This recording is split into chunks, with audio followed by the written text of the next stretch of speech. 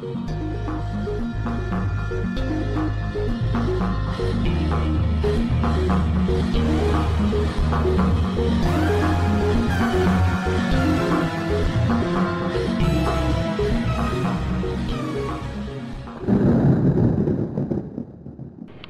to Dark Dreams.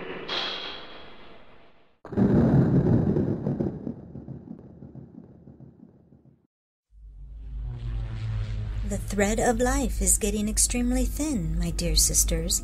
Humanity's tapestry is once again becoming threadbare. If we do not find a way to help them soon, I'm afraid they may all die. We will have to descend down into the underworld once again until humanity has regained their balance. Verdandi, no. I don't want to go to the underworld again. It stinks there. We must weave their fate stronger. They must survive. Can you whisper to the humans of their fate? If I am to go into the underworld, they are to come with me. There are powerful female humans down there who interlace the future of many. I have seen it cut in their poles of destiny. Many humans deserve to have their threads cut off. Perhaps another purge is what they need in order to come together once again. My sisters, word. The past has proven itself. Humans will continue to find ways to destroy themselves. I have seen it in the present. Many humans are trying to protect one another, but power, greed, and hate consumes them. It is ruining our beautiful tapestry. I also do not particularly care for the smell of the underworld. Then what do you suggest, Verdandi? What is one of the things which unites humans the most? A great disaster. Yes, this is truth that you speak. Humans always come to the aid of others. When a catastrophe strikes, they send aid from all over the world to help one another. That is exactly what we need. But would that be enough to save them?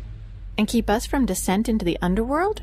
An excellent question, my sweet little sister. I believe the three of us together could create incredible apocalyptic situations for our female humans. For it is with them the power to survive and to continue their species. In the past, we have provided them with plagues, floods, and witch hunts. Those were nice. What could we throw at them now to help join healing energies and find themselves once again? Weird, we can't kill them all. Otherwise we'll have to wait for another evolution. Of course not, dearest Skuld. We wouldn't want to sabotage their precious future. Cull out the impudence, I say.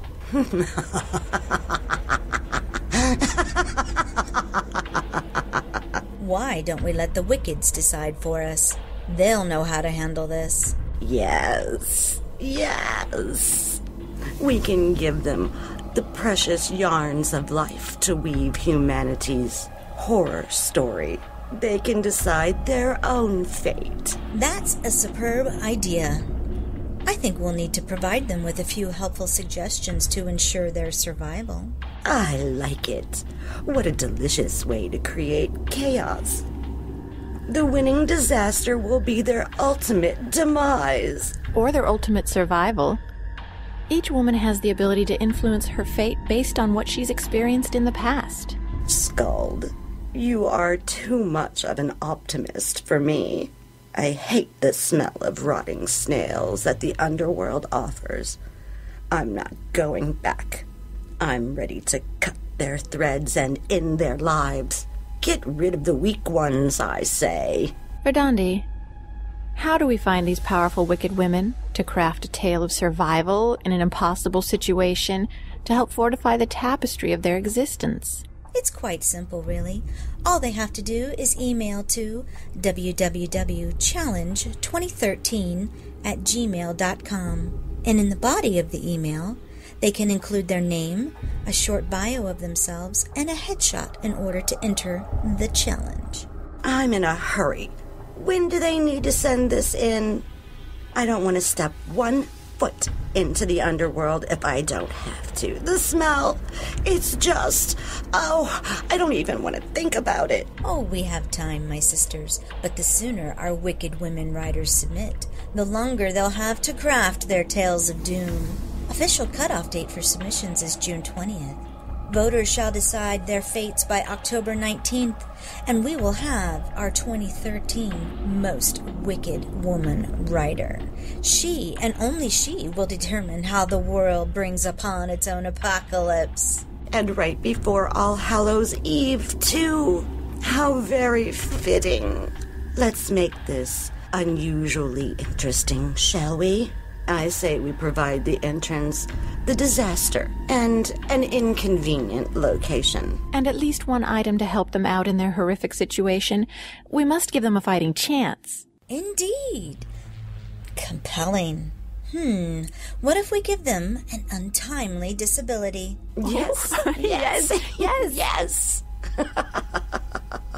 Life is never convenient. Why should the apocalypse be any different? Agreed? Agreed.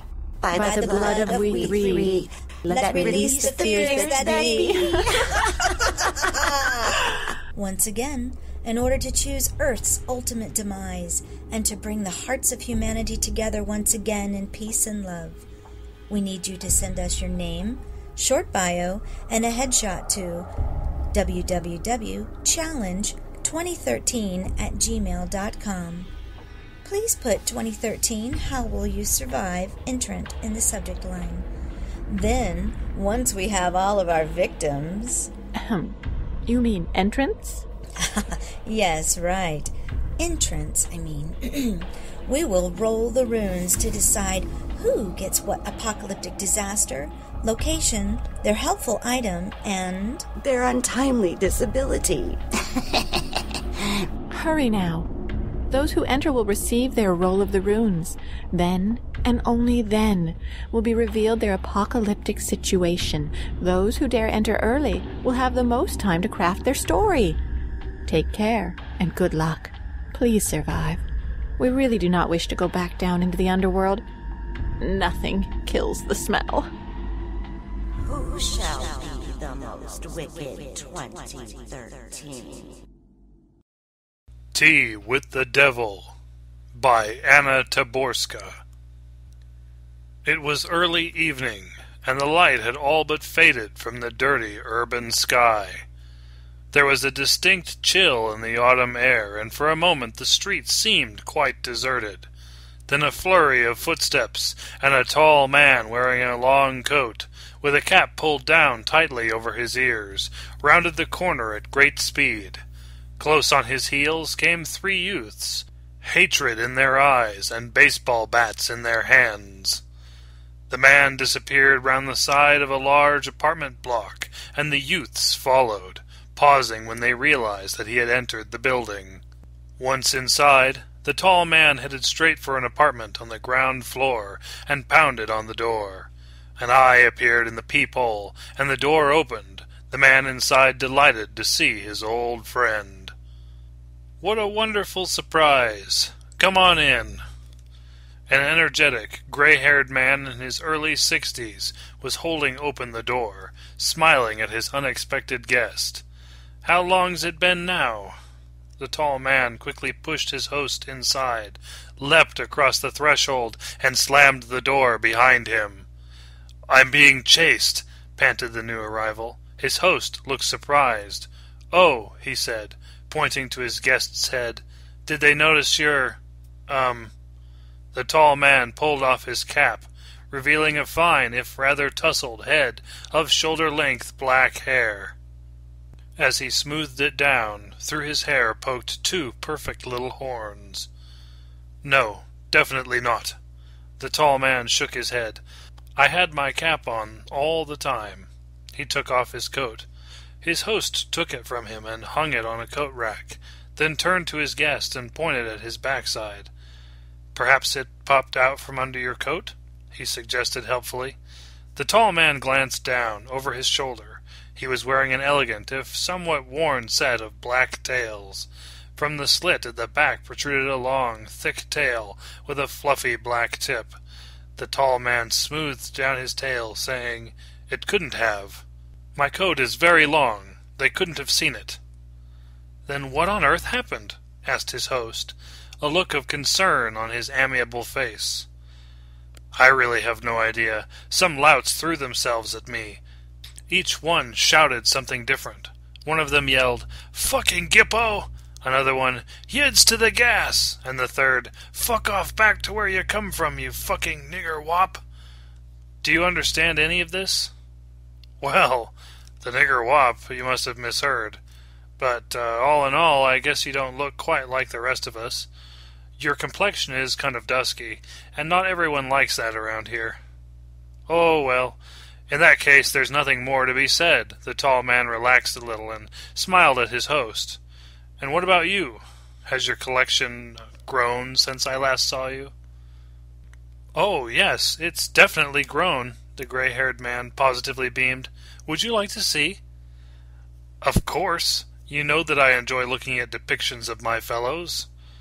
The gray-haired man took his friend around the large apartment, proudly displaying new additions to his exceptionally fine collection of devils: painted devils, wooden devils, bronze devils, cuddly devils, scary devils, big devils, and small devils. The tall man smiled as he contemplated all these likenesses of himself and his colleagues. It seemed to him that since God had created mankind, people had been fascinated with the fallen angels, just as the fallen angels were fascinated by people. The difference was, of course, that the fallen angels were jealous of people, of their closeness to God, whereas people had nothing to be jealous of. Finally, Lucifer's host took him to his prized new acquisition, a small oil painting hanging at the far end of the sitting room. It portrayed a group of men on horseback, silhouetted against a twilight sky. They rode slowly through a forest, their horses tired, and their heads hung low. Some had rifles strapped to their saddles. Just visible on the head of the last rider were two small horns. "Oh, I don't believe I recognize this fellow," said the tall man, studying the painting closely. "He's not one of our original lot." "No, indeed. This one started off human." "Ah, that would explain it," the tall man mused. "But what's he doing riding with men?" "They're Polish partisans," explained the host, "fighting the Nazis." "Ah, yes, the Nazis. But why does a devil ride with partisans? That kind of commingling isn't strictly allowed, you know. We're supposed to remain neutral." "It's a very interesting story." The gray-haired man was excited about having got his friend's attention. "It was told to me in an antique shop by the old Pole who sold me the painting. It will be my pleasure to relate it to you, should you wish to hear it." "Please do." His host's enthusiasm for all things devilish touched Lucifer deeply. The gray-haired man looked delighted. "Well, it all began in a small Polish village in the 17th century. In the village lived a peasant named Boruta. He was a God-fearing man. Whoops! He threw his guest an apologetic glance. The devil smiled back benevolently and shrugged his shoulders. His friend carried on with his tale. He was a hard-working man, well liked by the other peasants and respected for his incredible strength. One day, when King Jan III was traveling through the countryside to visit his mistress, his carriage got stuck in mud near a field in which Boruta was working. The king's servants pushed and pulled, and beat the horses, but the carriage did not budge. Boruta spotted their plight and hurried over. The peasant braced his shoulders and single-handedly pushed the king's carriage out of the mud. So impressed was the king with Boruta's strength that he rewarded him with land and a title. But, like many people who move rapidly from poverty to riches, Boruta did not take well to his newly acquired wealth. He was a cruel and dissolute lord. He beat his peasants and indulged in every conceivable vice. He stopped going to church and insulted the parish priest when he tried to visit his manor. So vile did Boruta become that when he died he was sent back into the world as a devil, destined forever to haunt the marshes and forests around his village, frightening maids and luring men into the chest-high bogs. The devil smiled, evidently enjoying his friend's tale. The gray-haired man continued. A couple of 100 years went by,